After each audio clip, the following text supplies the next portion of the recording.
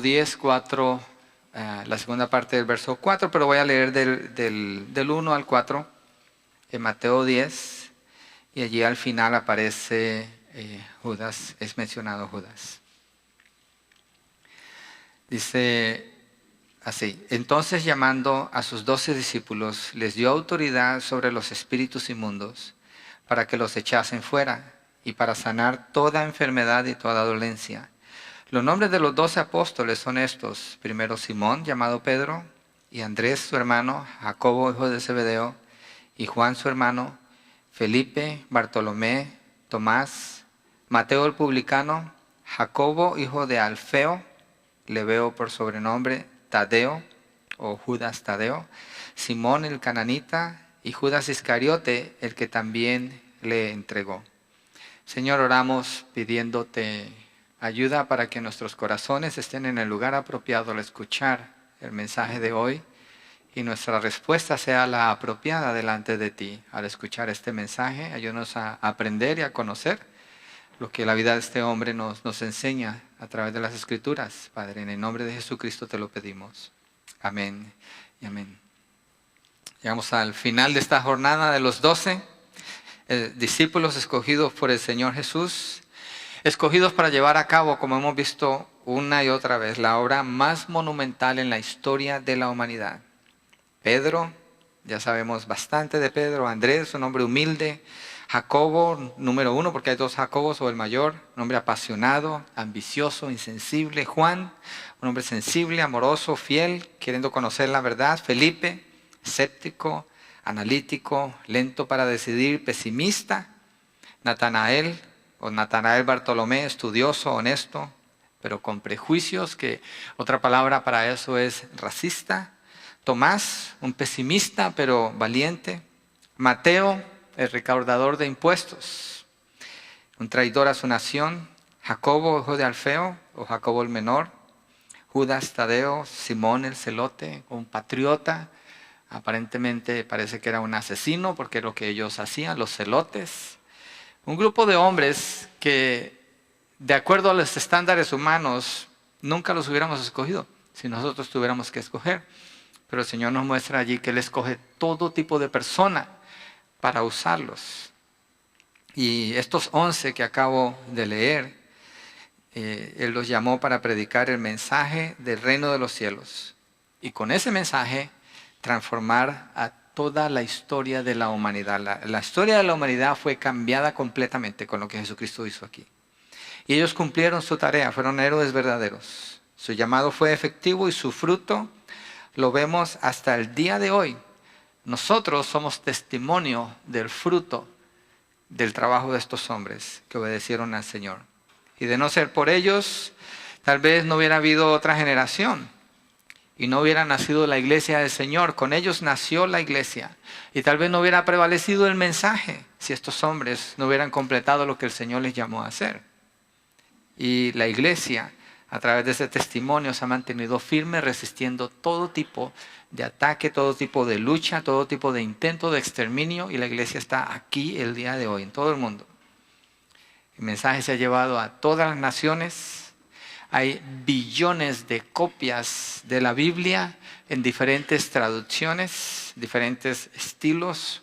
En todas partes del mundo se lleva el mensaje. Todo originado con el trabajo de estos 11 hombres que fueron fieles al Señor. El plan del Señor Jesucristo era un plan maestro y lo cumplió. Cumplió a través de hombres comunes y corrientes que no tenían nada especial en ellos para decir, estos van a llevar el mensaje. No, el Señor escogió hombres que necesitaban mucho de Él. Y algunos de ellos tan comunes que en realidad poco o nada se conocen en las Escrituras aparte de su nombre. No tenían ningún título universitario, ninguna profesión extraordinaria, ningún récord de haber transformado alguna comunidad, nada especial en ellos, hombres común y corriente. Y lo especial más bien es el trato que Jesucristo les dio a ellos. Eso es lo que sobresale al estudiar la vida de los discípulos. El amor que el Señor manifestó por 3 años, la paciencia que tuvo con ellos. La fidelidad al no dejarlos en ningún momento, a pesar de que hubo momentos en que se portaron de la patada con el Señor. Pero ahí estuvo con ellos, enseñándoles, fielmente, amándoles. Jesús los llamó y cumplió su propósito en estos 11, pero hubo uno que lo traicionó. Judas Iscariote, el 12º. El hombre más repugnante en la historia de la humanidad. Judas es sinónimo de traición. Una persona en sus 5 sentidos jamás escogería el nombre de Judas para ninguno de sus hijos. Judas es la epítome o la cumbre de la manifestación de la maldad en la humanidad. En todas las listas, los discípulos aparecen en cierto orden. Pedro es el primero y en todas Judas es el último. Hasta que llegamos a Hebreos 1:13, donde aparece la lista de los discípulos, pero Judas ya no aparece en la lista. Ya no se dice nada después de él. Ya no es mencionado. Es tan marcado lo negativo, lo horrendo de ese nombre que Juan 14:22, no vamos a ir allí, pero cuando habla de Judas Tadeo, dice Judas no el Iscariote. Hace el énfasis porque Judas era un nombre común en ese entonces, no era un nombre tenido por mal, pero hoy en día obviamente que es un nombre que nadie quiere llevar. Cuando su nombre es mencionado, Mateo, lo que leímos, Mateo 10:4, al final, dice Simón el Cananita, Judas Iscariote, e inmediatamente dice el que también le entregó o el que le traicionó. Inmediatamente lo identifica con la acción horrible. El peor hombre en la historia de la humanidad es Judas.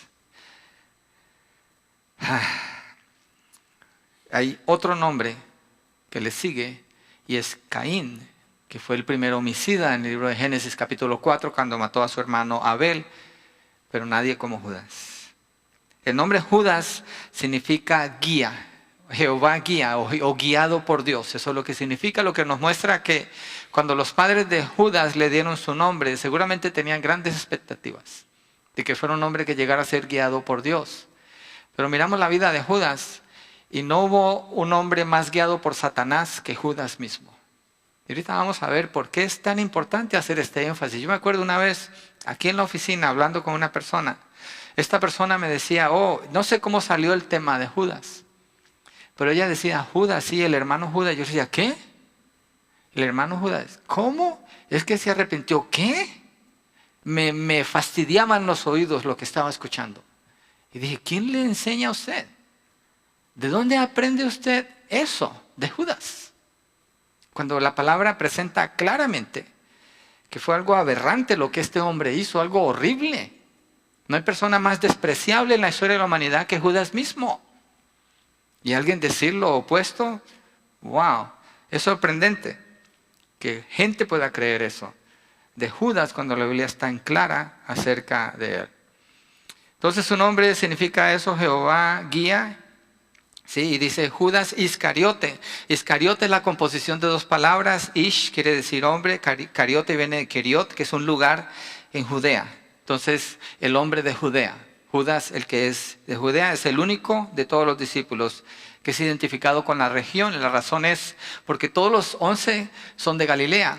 Judas es de Judea, es diferente. Judas vivía mucho más cerca de Jerusalén, donde la resistencia al Señor Jesucristo era mucho más grande que en cualquier otro lado. ¿Sí? No se sabe mucho acerca de él, solo que su papá se llamaba Simón. Simón era un nombre muy común también en ese entonces, pero no dice nada de su familia. Es posible que ninguno de los discípulos sabía mucho de él. Y puede que esto haya contribuido a su animosidad o a su permanecer como anónimo en medio de ellos, ¿sí? Y obviamente eso ayuda para mantener su hipocresía. Es típico de una persona que no quiere ser transparente, es mantenerse a cierta distancia, y Judas era un experto en esto. Parece que se las arregló, no sabemos cómo, para estar cerca del Señor Jesucristo y ganarse la confianza de todos a tal punto. Era tanta la confianza que el grupo le tenía a él, que él vino a ser el tesorero de todo el grupo, era el que manejaba las finanzas. Juan 12:6 dice eso, aunque ahí dice que solo lo hacía para estar robando. Y interesante mirar la vida de Judas. Cada mención que hacemos de Judas es algo negativo. Es un pecado marcado en él. Estos hombres habían dejado todo para seguir a Jesús. Y Jesús y ellos vivían de donaciones. ¿De qué más podían vivir? Ellos no producían porque estaban todo el tiempo predicando, sanando, levantando muertos del Señor Jesucristo. Y este hombre de ese dinero, de esas donaciones, sacaba para robarle a ellos. Es interesante que todos los discípulos, nos vamos a meter más en la escritura y vamos a mirar mucha escritura, téngame paciencia, pero quiero poner la introducción bien puesta antes de meterme a todas las escrituras que vamos a mirar, son bastantes. Todos los discípulos eran hombres ordinarios y comunes, y Judas era igual que ellos. En ese sentido, todos empezaron igual. Ninguno tenía nada diferente del otro, nadie tenía más que otro. Y nadie distinguía que Judas tenía un corazón traidor hacia el Señor. No lo notabas, todos se veían igual. Pero solamente Jesús sabía eso. En Juan 6:64 dice que Jesús sabía desde el principio quién era el que le iba a traicionar. El Señor ya sabía.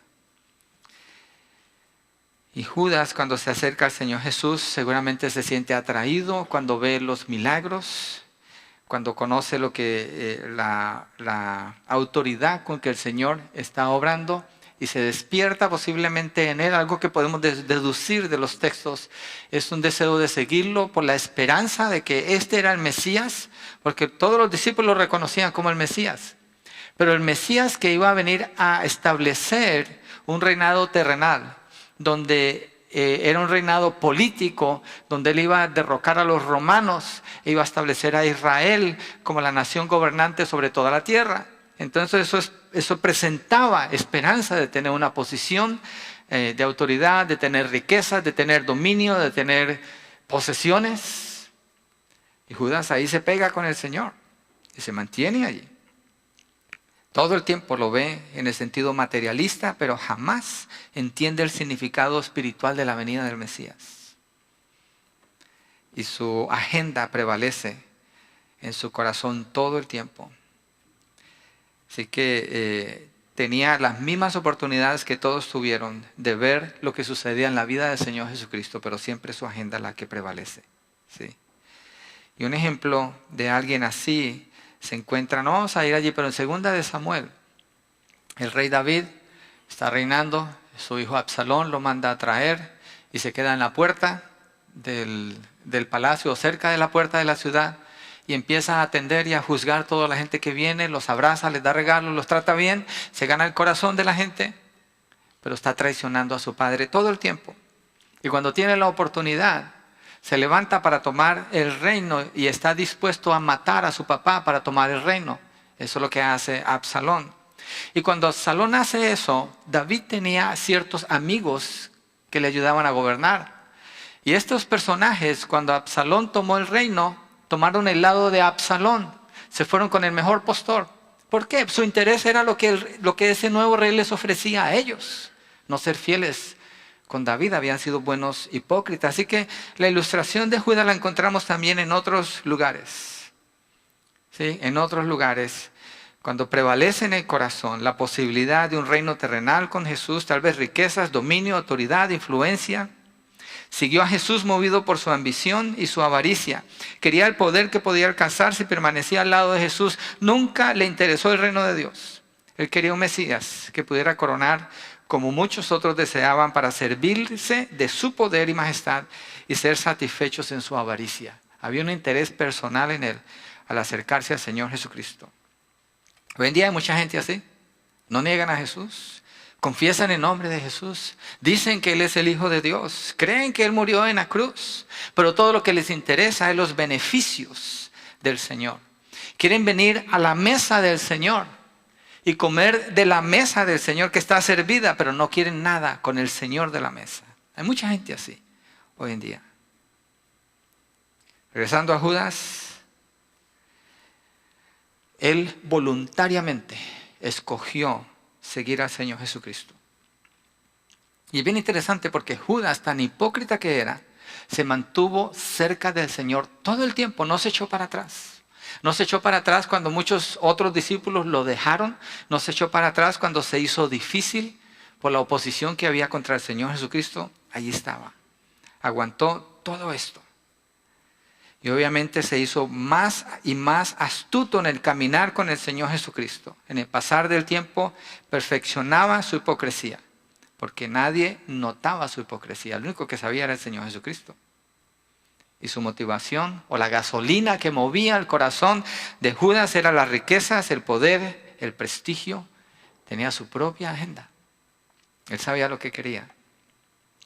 Es interesante al pensar en la vida de Judas. Judas escogió voluntariamente seguir al Señor. Pero la palabra del Señor dice que Judas fue escogido por Dios y llamado por Dios o llamado por el Señor Jesucristo. Él fue predestinado para ser uno de los 12 inicialmente. Y vamos a ver algunas escrituras en el Antiguo Testamento donde habla de él. Salmo 41, verso 9. Y después vamos a comparar con Juan 13, 18, pero primero Salmo 41, verso 9, donde profetiza acerca de Judas.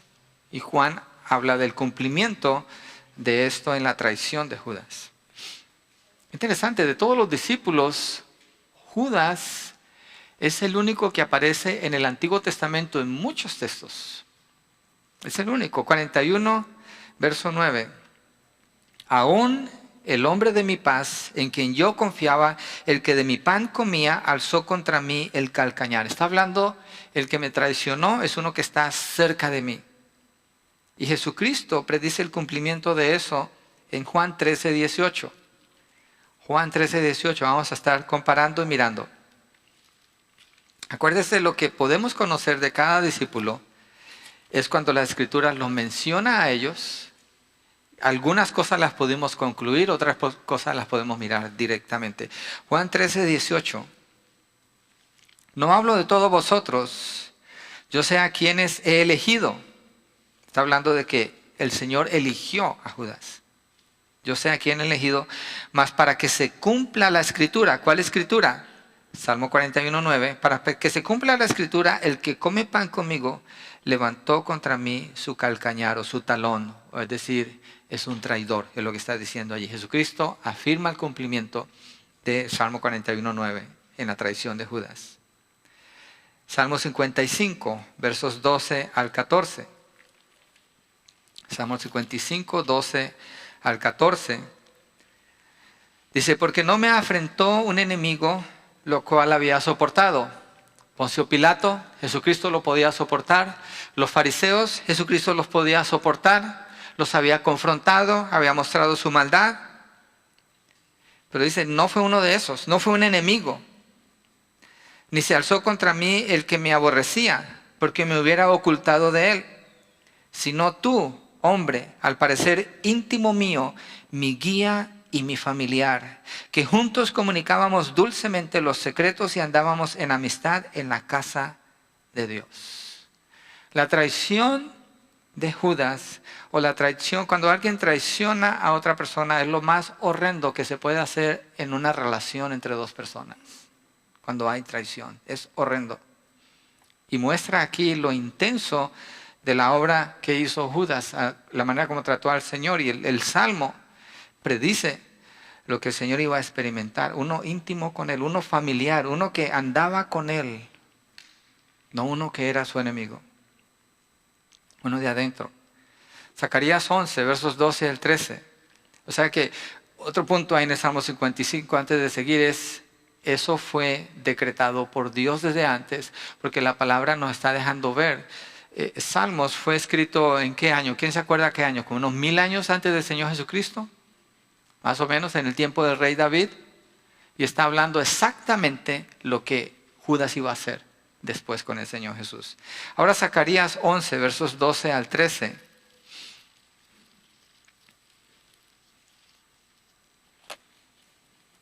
Está ahí antes de Malaquías, que es el último libro del Antiguo Testamento. Zacarías 11, versos 12 al 13. Voy a cambiar de Biblia, necesito leer de la Biblia de las Américas, porque hay una palabra que necesitamos allí y no la encontramos en la Reina Valera.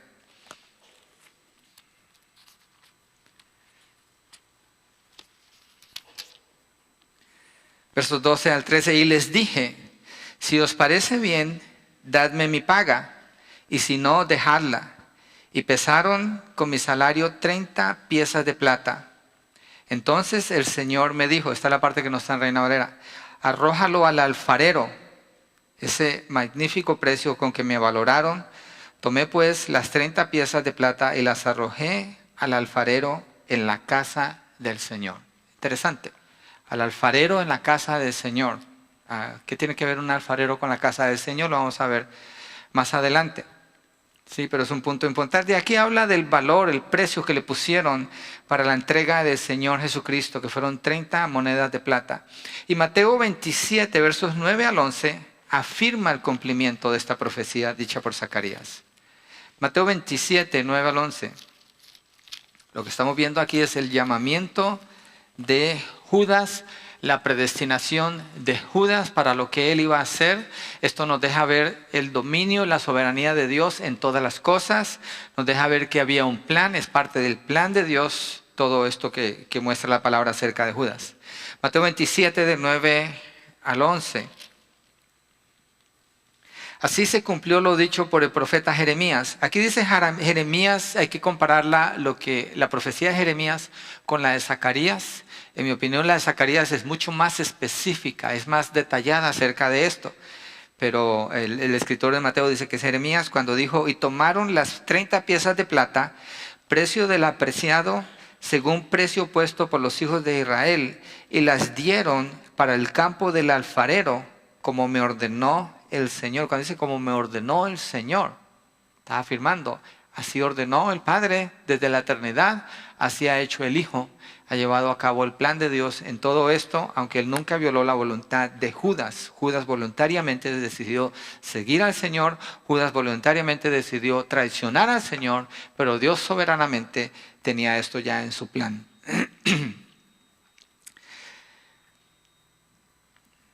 Dios es soberano en llamar al hombre y el hombre es responsable de responder a ese llamado sin que su voluntad sea violada. Esto es lo que se llama una paradoja.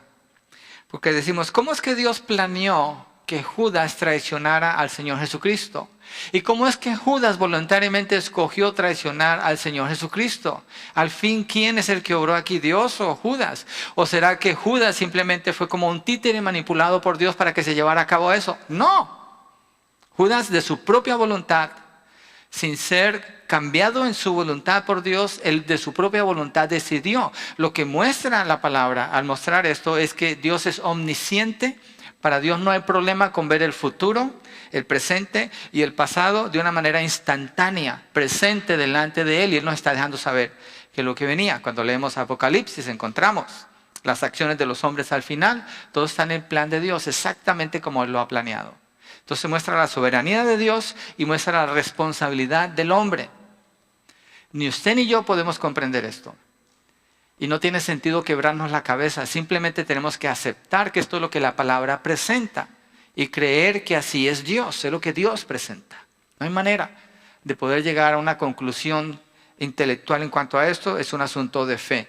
Porque la mente como que choca, como que son dos verdades que chocan, pero las dos son verdad. Lo que quiero hacer énfasis es en la soberanía de Dios en todo este asunto. Era parte del plan de Dios que esto sucediera y Judas es responsable por todas sus acciones que él hizo. Él voluntariamente escogió seguir a Jesús, aunque fue escogido y llamado soberanamente por Jesús. Mire Lucas 22, 22, donde afirma estas dos verdades. Lucas 22, 22. Interesante que pensar de un traidor nos pueda llevar a comentar acerca de la soberanía de Dios, acerca de la predestinación, acerca de Dios como omnisciente, como dueño de todo el universo y todo lo que pasa en el universo. Y al mismo tiempo la responsabilidad del hombre. Lucas 22, 22. A la verdad el Hijo del Hombre va según lo que está determinado. Está hablando del plan predeterminado de Dios desde la eternidad.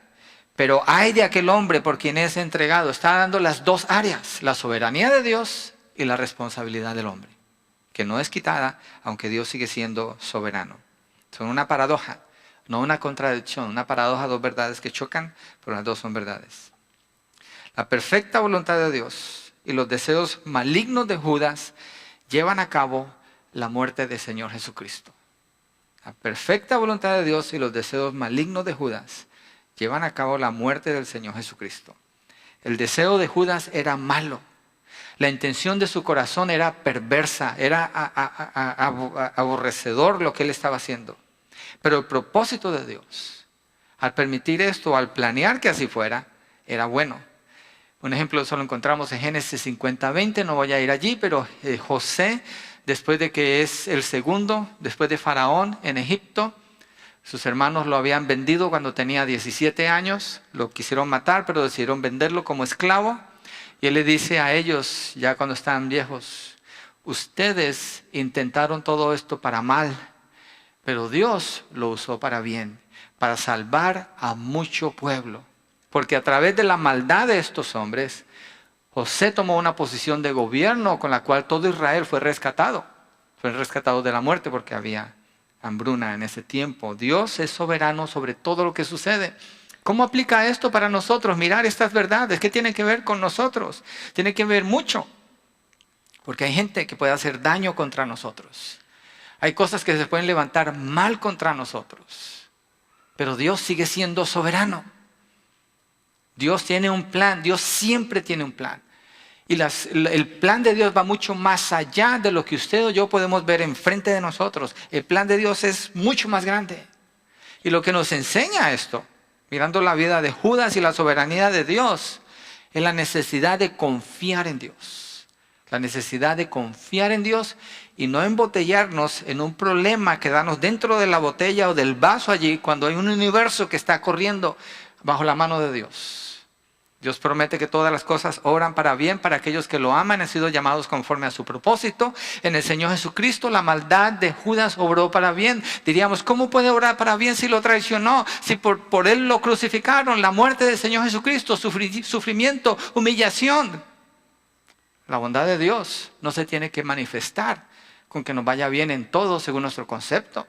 Se puede manifestar en cosas malas que nosotros llamamos malas, pero que traen un propósito superior porque traen honor y gloria para Dios. Esa es la razón de ser de todo lo que sucede. Que el nombre de Dios sea glorificado. Judas, volviendo aquí, fue llamado igual que los otros discípulos, común y corriente como los demás.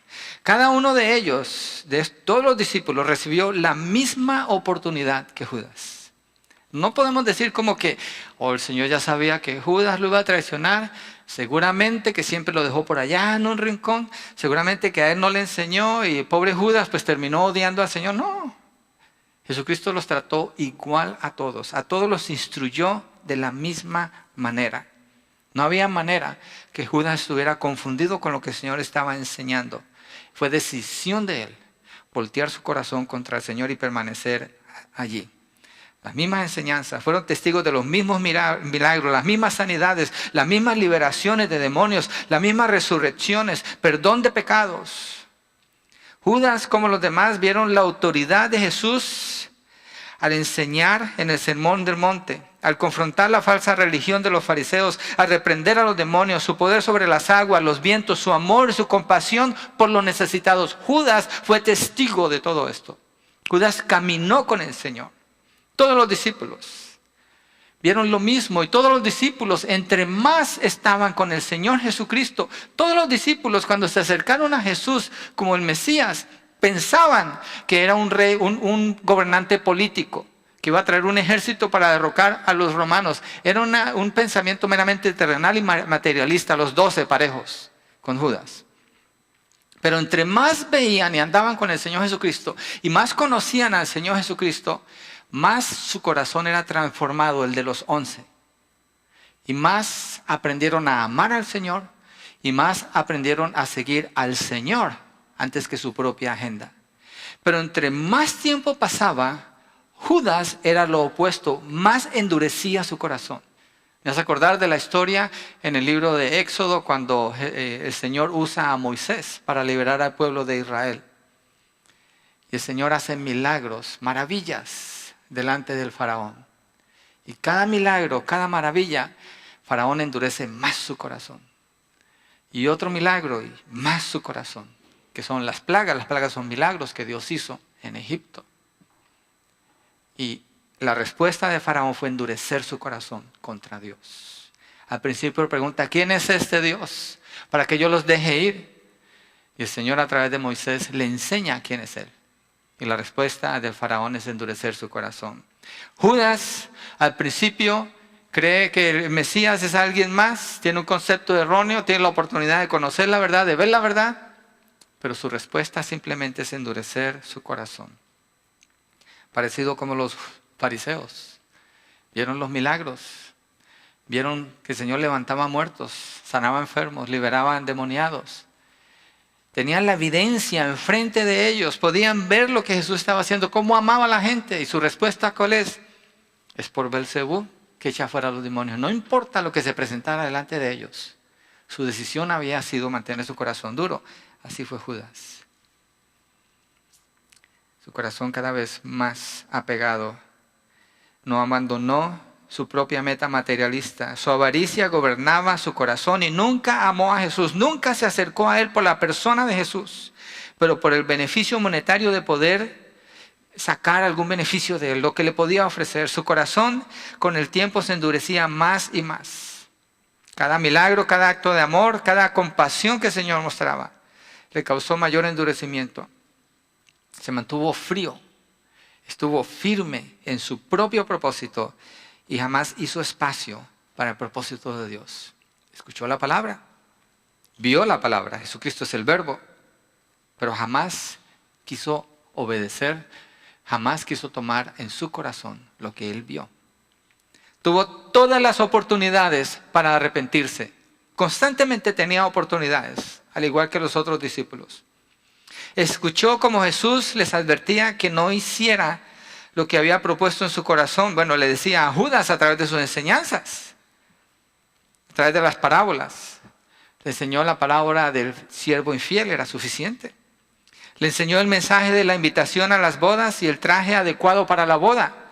Era suficiente para ver su pecado. Mateo 6, cuando predica contra el amor al dinero, está hablando del corazón de Judas, pero no quiere escuchar. Le está mostrando su avaricia, pero no quiere escuchar. Lucas 13, cuando habla en contra del orgullo, no quiere escuchar. Mateo 23 también habla. Pero Judas nunca quiso aplicar ninguna de las enseñanzas de Jesús a él mismo. Ignoró todas las advertencias y prosiguió con su propio plan. Me hace pensar, cuando alguien viene aquí, escucha el mensaje y dice, ay, si hubiera venido fulana de tal. Si tan solo fulanito hubiera escuchado este mensaje, qué bien le hubiera quedado a él. Hay algo de Judas en nosotros también, tenemos que tener cuidado. Judas escuchaba la palabra, pero él tenía su propia opinión de lo que Jesús decía. Es característico la actitud de Judas. De las personas cuando hablan, se escucha mucho de ellos. Yo hago esto, yo pienso esto, yo quiero hacer esto. Yo voy acá, yo digo acá, yo hago, yo, el yo. Mi manera de ser, mi manera de pensar, tengo, soy, hago, quiero. El centro es él mismo o ella misma. Judas jamás dejó de ser él mismo el centro. Es importante escucharse uno cuando habla. ¿Qué es lo que prevalece en sus palabras? Y lo más que avanza el ministerio de Jesús, lo más que Judas se desilusiona de que Jesús establezca un reino material, se da cuenta que eso no va a suceder. Las ambiciones materiales de los otros discípulos se disipan, entre más lo conocen, y su amor por el Señor aumenta, pero no para Judas. Cada vez estaba más distante de Jesús. Físicamente estaba presente, pero su corazón estaba lejos. Es la ilustración de la cena del Señor. Por eso tenemos cuidado. ¿Cómo viene usted cuando toma la cena del Señor? Usted puede venir aquí con una cara de triste. Usted puede venir aquí como quiera. Pero Dios está viendo el corazón. Y no queremos ser juzgados por el Señor, de invitar a alguien a hacer algo indigno delante del Señor, que salga de aquí juzgado con enfermedad o muerte. Judas no le importaba. Él no revisaba su corazón. Él sabía lo que quería. Era un hombre definido, sólido. Tenía sus metas bien marcadas y nadie lo movía de allí. Su corazón estaba duro. Y cada vez en ese distanciamiento del Señor Jesucristo lo demuestra en Juan 12, 2 al 6. Vamos a esa escritura. Allí sucede algo que muestra claramente, delante de todos, cómo está el corazón de Judas. Juan 12, versos 2 al 6. Bueno, leámonos desde el verso 1, es un verso más. 6 días antes de la Pascua, vino Jesús a Betania, donde estaba Lázaro, el que había estado muerto, y a quien había resucitado de los muertos. Y le hicieron allí una cena. Marta servía, y Lázaro era uno de los que estaban sentados a la mesa con él. Entonces María tomó una libra de perfume de nardo puro de mucho precio, y ungió los pies de Jesús, y los enjugó, los limpió con sus cabellos, y la casa se llenó del olor del perfume, un perfume costosísimo. Y dijo uno de sus discípulos, Judas Iscariote, hijo de Simón. Mire que inmediatamente pone esa frase junto con él, el que le había de entregar. ¿Por qué no fue este perfume vendido por 300 denarios y dado a los pobres? Parece que él calcula el precio de ese perfume. Era algo muy fino y equivalía al sueldo de un año, de la labor de una persona de todo un año, los ahorros de todo un año. O sea, no era cualquier perfume. Yo me acuerdo cuando Verónica y yo éramos novios, a ella le gustaba mucho un perfume, Samsara, que ya me dijo que ya no lo hacen. Imagínense, yo trabajaba part-time, era full-time student, apenas me alcanzaba para mis gastos y le regalé un perfume que costaba $70, $80 en el 92, cuando éramos novios. ¿Fuimos a dónde? ¿Macy's? Ahora ya entiendo qué tipo de tiendas son esas. Ahora vamos al Dollar Store para conseguir los perfumes. Pero entonces fuimos y me miraba la que estaba atendiendo en la tienda. ¿Le vas a comprar ese perfume? Y yo, sí. ¿Es tu esposa? No, es mi novia. Me miraba raro. Yo me estaba gastando casi lo de una semana de sueldo ahí con ella. Es una muestra, estoy poniendo un ejemplo aquí terrenal de una muestra de amor. Cuando María viene con el Señor Jesucristo y derrama ese perfume sobre él, ella está mostrando algo, una muestra de amor sobreabundante o exagerada. Es decir, ella no se detiene de nada. A lo mejor eran todos sus ahorros. Y María quiebra ese alabastro y lo pone en los pies del Señor Jesucristo para ungirlo. Y con su cabello largo se suelta el cabello y empieza a lavarle los pies al Señor ahí. Es un acto de amor al máximo que podemos ver allí. Pero qué contraste tan marcado.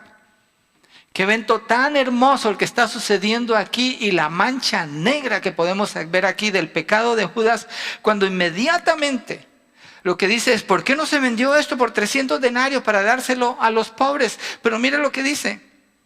Pero dijo esto, verso 6, no porque se cuidara de los pobres, sino porque era ladrón y teniendo la bolsa sustraída lo que se echaba en ella.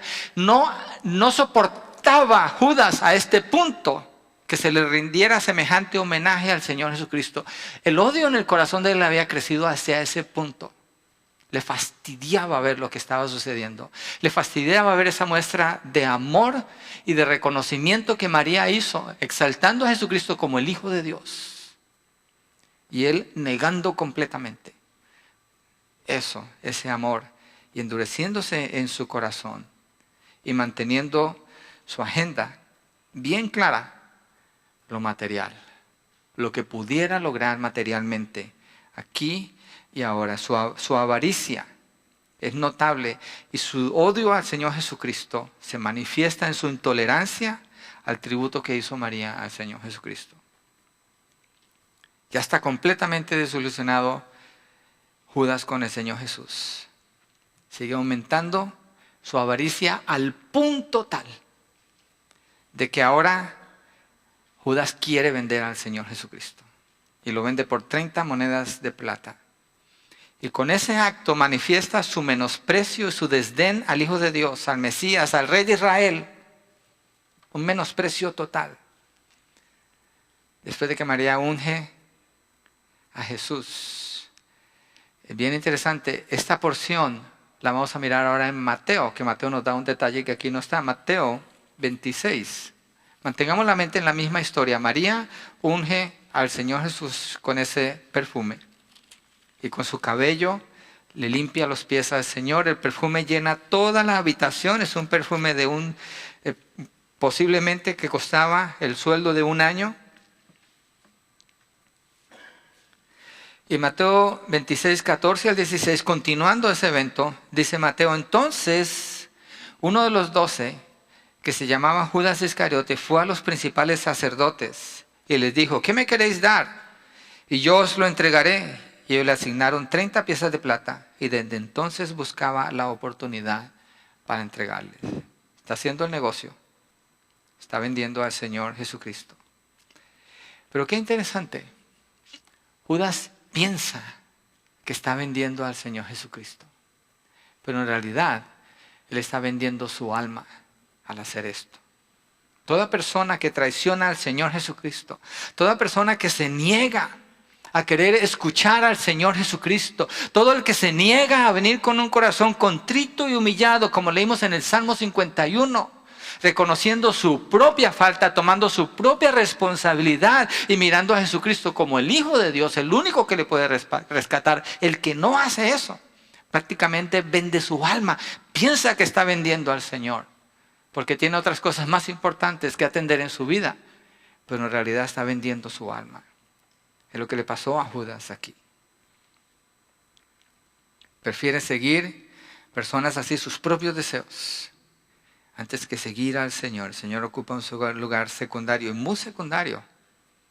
Porque Éxodo 21, verso 31, vamos a ir allí. Dice que el precio de un esclavo era 30 monedas de plata. Ese fue el precio que los fariseos le dieron a Judas, un hombre que hizo todo mal, un hombre que tuvo las mejores oportunidades y las despreció. ¿Qué contraste? María unge a Jesús con un perfume costoso, un derramamiento de amor y aprecio en forma sobreabundante, reconociendo quién es Jesús. Judas en el otro lado, con cualquier dinerito que pueda hacer, hace la mayor demostración de odio y menosprecio al Hijo de Dios en la historia de la humanidad. La hipocresía de Judas sigue en aumento. Judas no se detiene allí. Y continúa en la narración que encontramos en Juan 13, cuando el Señor Jesucristo está tomando la última cena con sus discípulos. Judas está allí, está con ellos. Y vamos a leer de los versos 1 al 30. Les dije que íbamos a leer mucha escritura, pero es importante que miremos lo que está sucediendo aquí. El aumento de la hipocresía en el corazón de Judas. Y una pausa allí, mire, a nivel nuestro, aquí, ahora. La hipocresía está a la puerta en el corazón de cada uno de nosotros. Pero si le damos espacio a la hipocresía, si no reconocemos nuestra falta, nuestro pecado de hipocresía cuando somos hipócritas, si no tratamos con eso y lo llamamos como Dios lo llama, si no lo miramos con el mismo odio con que Dios mira ese pecado, si no nos vamos en contra de eso con todo lo que podamos, simplemente abrimos una puertita que se queda abierta, como Judas hizo. Deja una puerta abierta y avanza el tiempo y el Señor Jesucristo nos habla más y endurecemos más el corazón por no tratar con ese problema. Y avanza el tiempo y vemos evidencia del poder y la fidelidad y del amor y la bondad, la misericordia del Señor. Y sigue aumentando esa dureza de corazón. Hay que tener cuidado con esto, porque se viene a ser un hábito. Y venimos a ser instrumentos de Satanás en lugar de ser instrumentos en las manos de Dios. Es posible.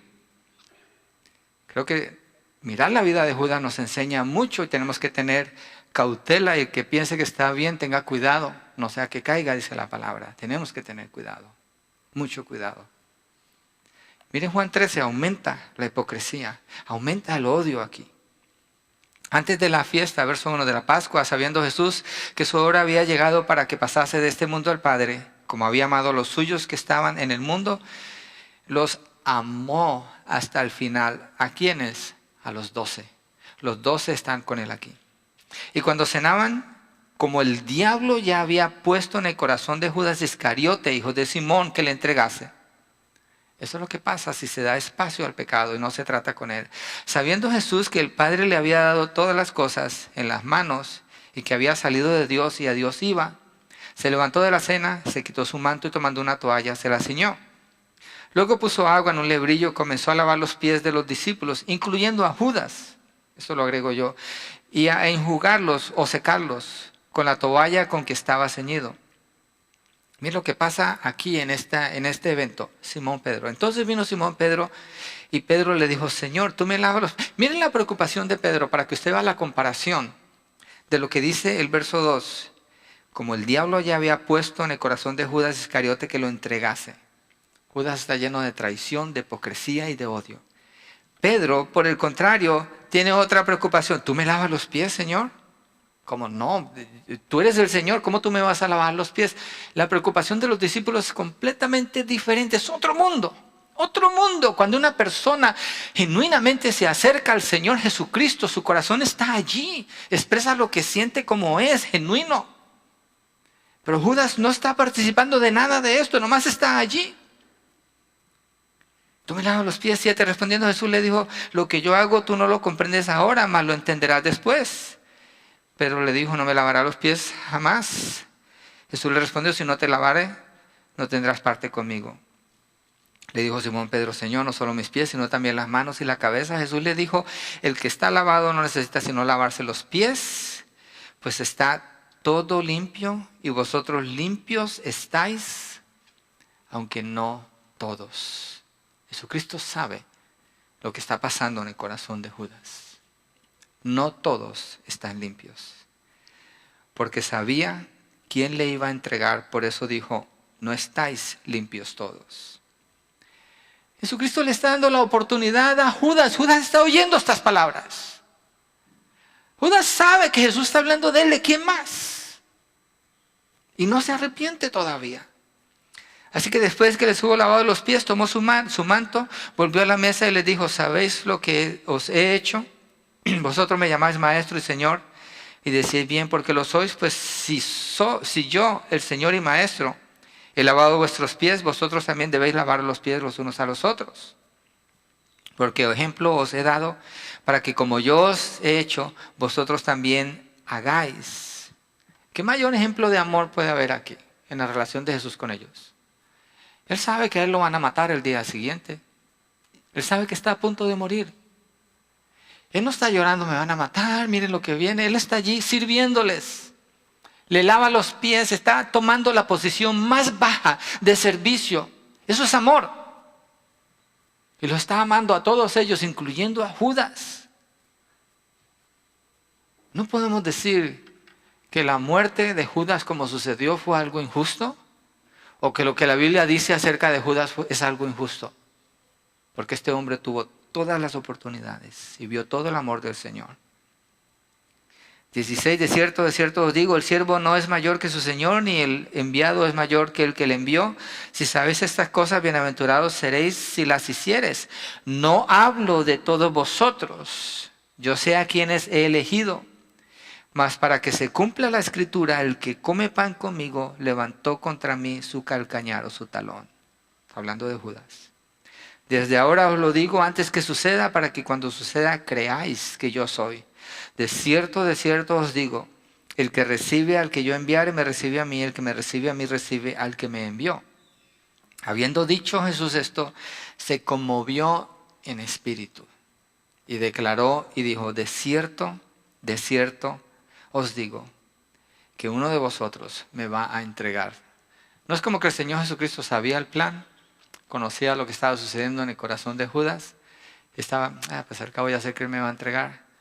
¿Por qué dice que Jesucristo se conmovió de espíritu cuando dice uno de ustedes me va a entregar? Porque Jesús les enseñó, los tomó bebés espirituales. los instruyó, fue paciente con ellos, los amó, los cuidó, los protegió, les dio autoridad, los envió. Los preparó para que hicieran la labor más grande que jamás se le haya pedido a un hombre que haga en la historia de la humanidad. Les lava los pies, les enseña todo el tiempo, les advierte para que se arrepientan. Pero aún así el corazón de Judas no es movido para nada. Él tiene su propia agenda y el Señor se duele en su corazón. La palabra describe que Dios no se alegra en la muerte de un impío. Dios no se deleita en eso. Cuando una persona muere sin arrepentirse, no es de agrado para el Señor. Él dice que está conmovido en su espíritu. Entonces los discípulos se miraban unos a otros dudando de quién hablaba. No podían distinguir a Judas. Era el hipócrita perfecto. Como un camaleón. Según donde estaba, así tomaba el color.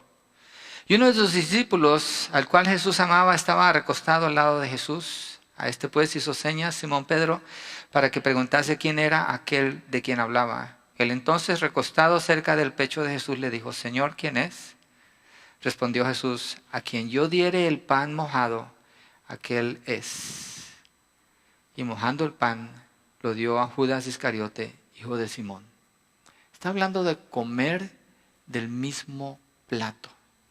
Una de las cosas más íntimas que una persona puede hacer con otra, comer del mismo plato. Y Jesús le está dando de ese pan y le dice: ese es al que yo le dé el pan. Juan vio eso. Juan supo quién era el traidor. En este punto Juan supo. Pero no dice nada que que Juan haya reaccionado. Nomás supo, se quedó callado. Y después del bocado, verso 27, Satanás entró en él. Mire verso 2, voy a regresar al 2. Y cuando cenaban, como el diablo ya había puesto en el corazón de Judas Iscariote. El proceso de endurecimiento del corazón viene a través de un engaño, de tener un concepto personal propio que es errado en cuanto al Señor Jesucristo. Satanás pone cosas en el corazón.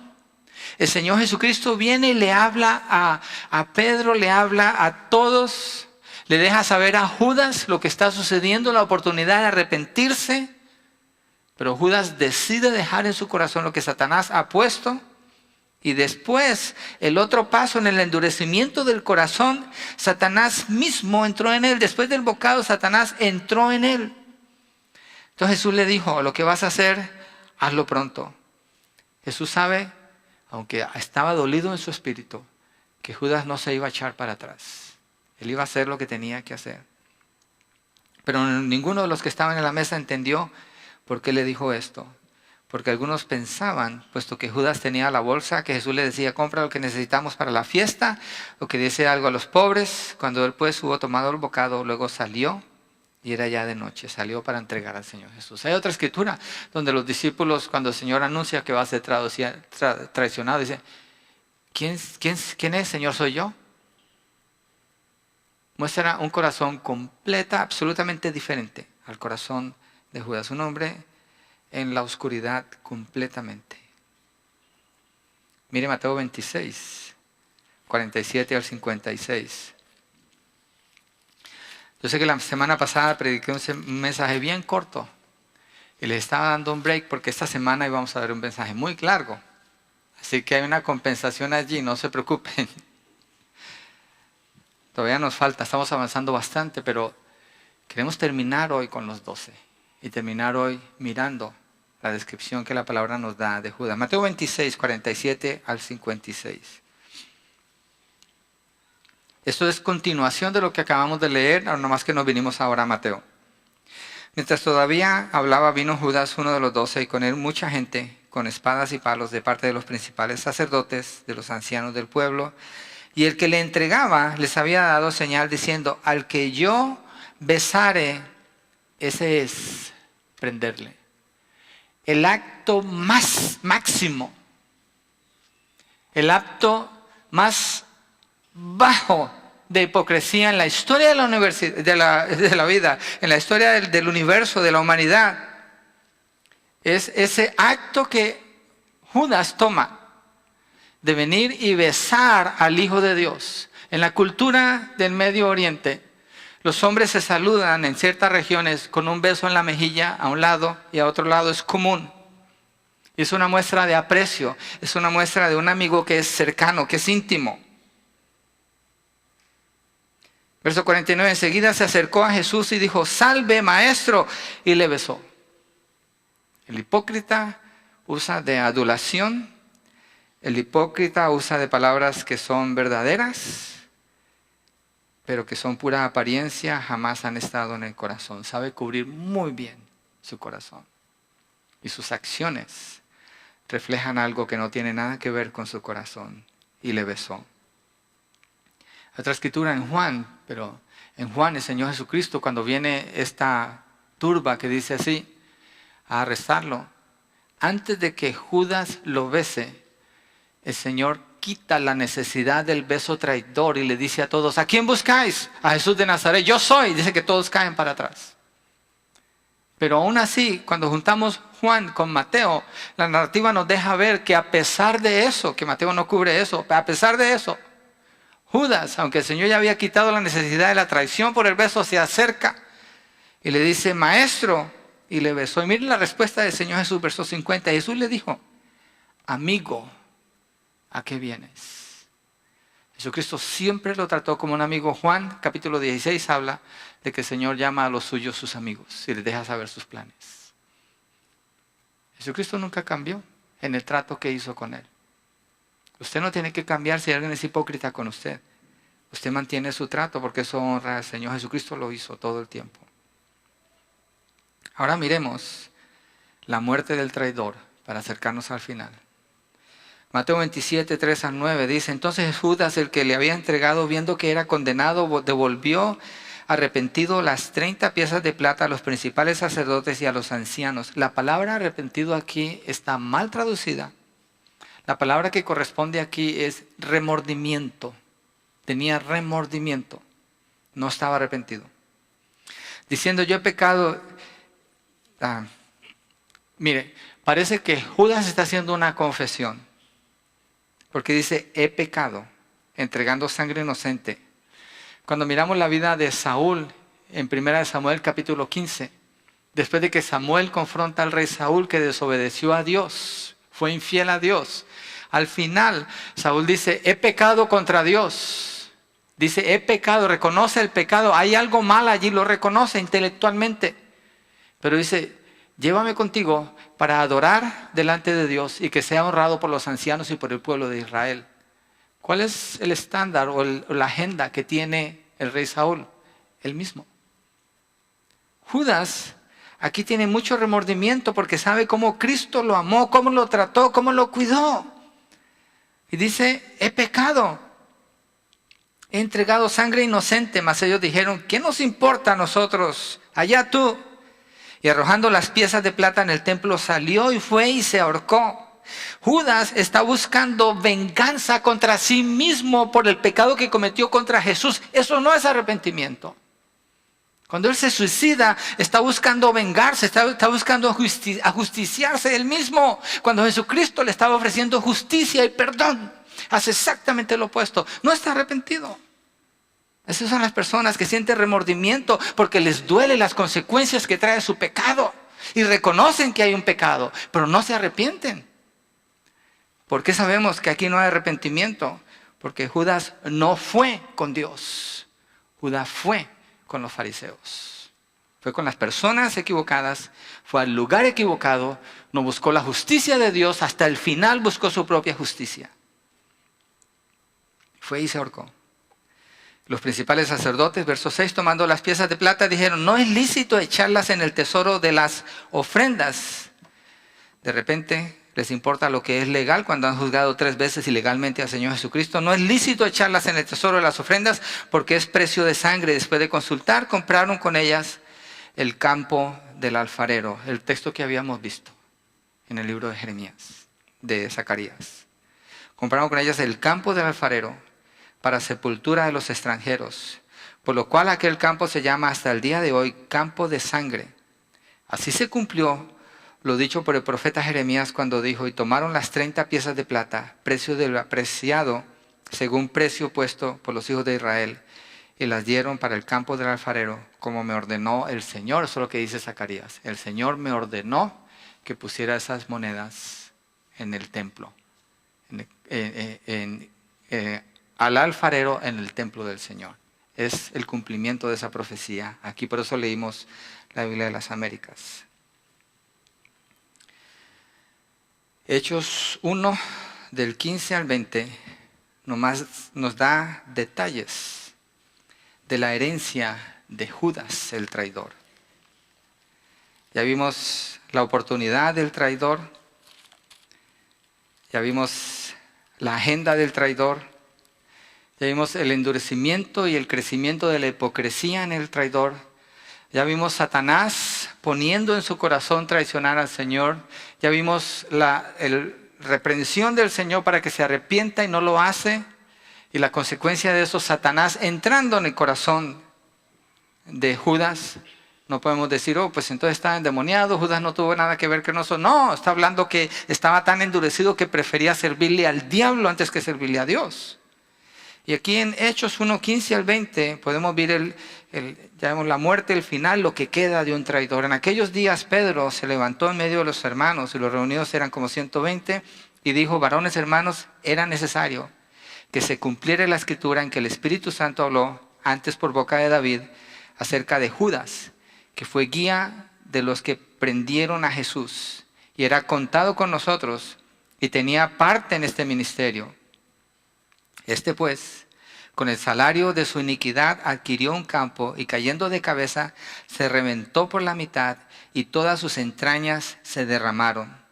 Y fue notorio a todos los habitantes de Jerusalén, de tal manera que aquel campo se llama en su propia lengua Aceldama, que quiere decir campo de sangre, porque está escrito en el libro de los Salmos, sea hecha desierta su habitación y no haya quien more en ella, y otro tome su oficio. Esa es la herencia de un traidor. Esa es la herencia del hipócrita.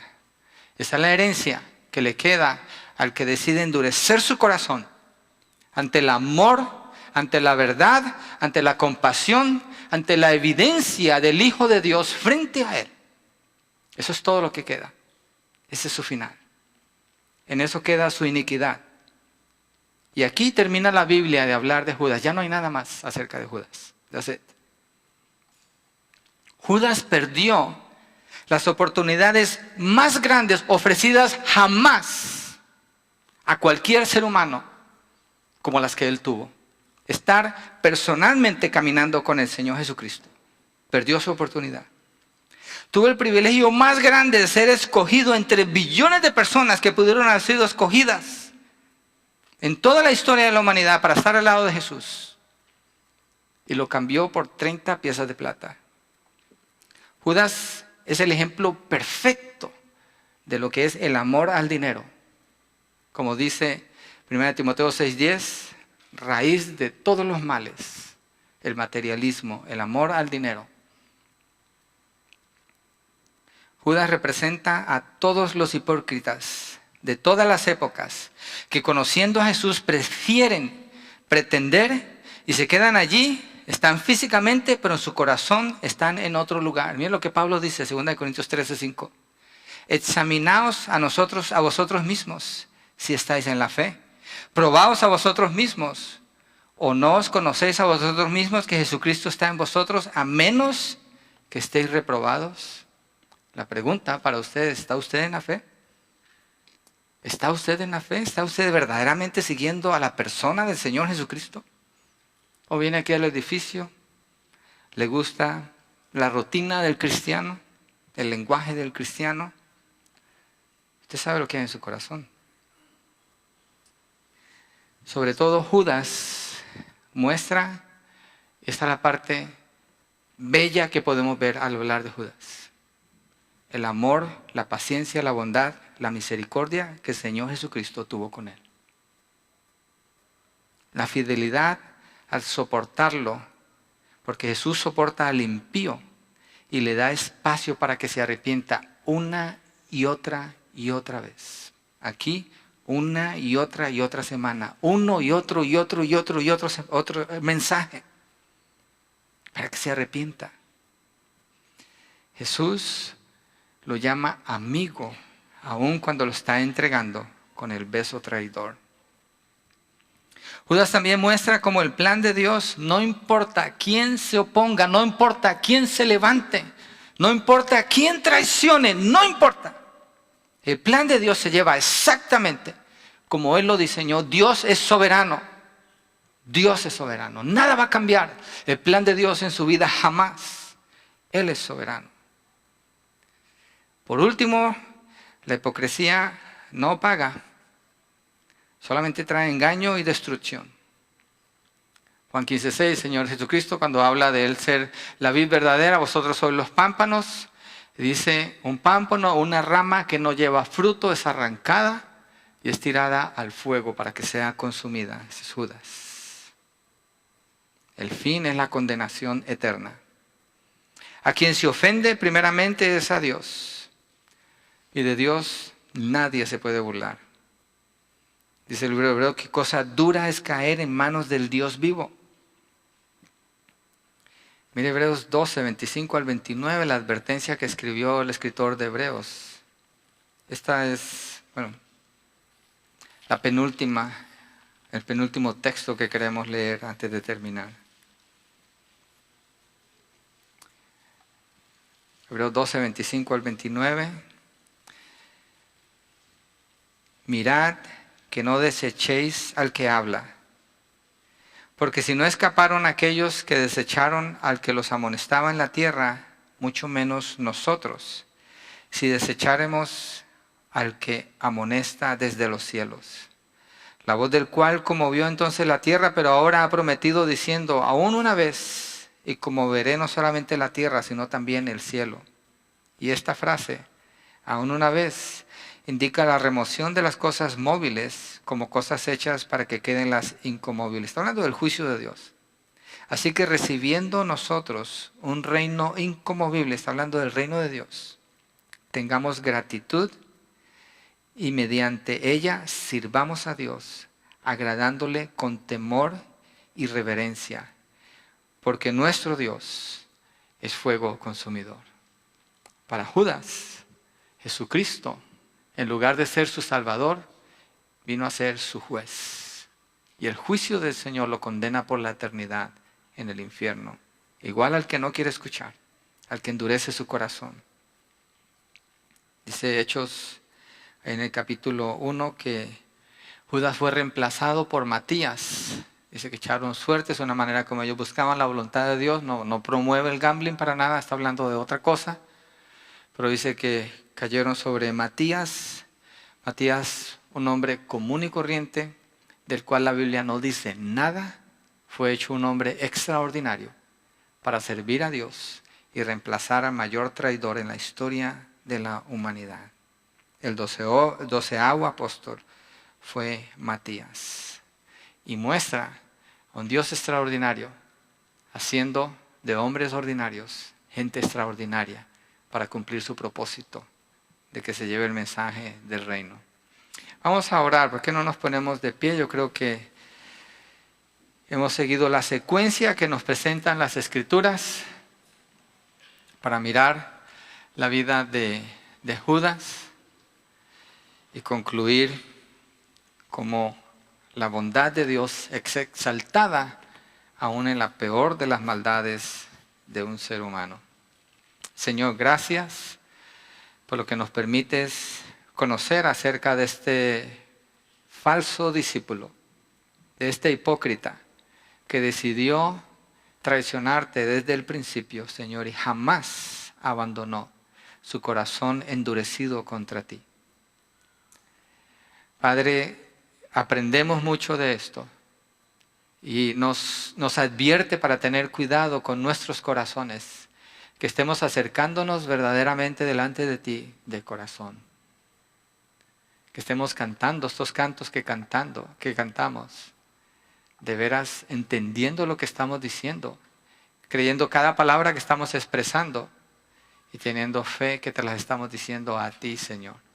Ayúdanos, Señor, porque de toda cosa guardada tenemos que guardar el corazón, porque de él mana la vida. Ayúdanos a estar rectos, arrepentidos delante de ti, Señor.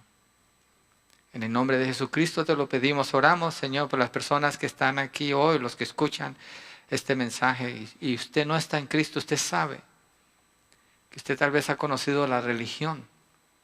Caín conocía la religión, pero era un hombre impío, pero no ha conocido a Cristo. Rogamos por su salvación, que Dios le permita arrepentimiento, convicción de pecado y pueda venir a los pies de Cristo y disfrutar el perdón y la vida eterna que Él le ofrece. Gracias, Señor, por tu palabra. Te bendecimos y te exaltamos en el nombre de Jesucristo. Amén y amén. Antes de empezar con el canto, quiero pedirles un minuto. Quiero presentar a Steve. ¿Quieres pasar? Él no habla español.